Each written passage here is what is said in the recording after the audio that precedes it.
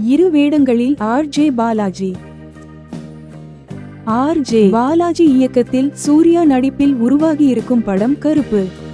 இப்படத்தில் த்ரிஷா, ஸ்வாசிகா, நட்டி நட்ராஜ், இந்திரன்ஸ், சிவதா ஆகியோர் நடித்துள்ளனர்.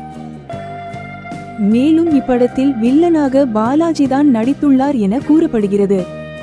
கடந்த சில மாதங்களுக்கு முன் இப்படத்திலிருந்து டீசர் ஒன்று வெளிவந்து அமோக வரவேற்பை பெற்றது.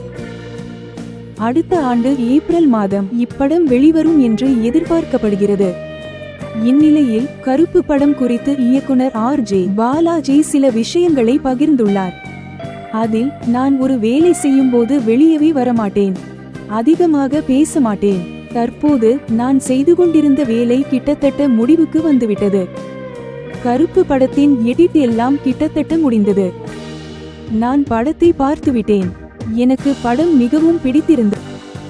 என் தயாரிப்பாளர்கள் ப்ளூ சட்டை மாறனை விட அதிகமாக படத்தை கவனிப்பார்கள்.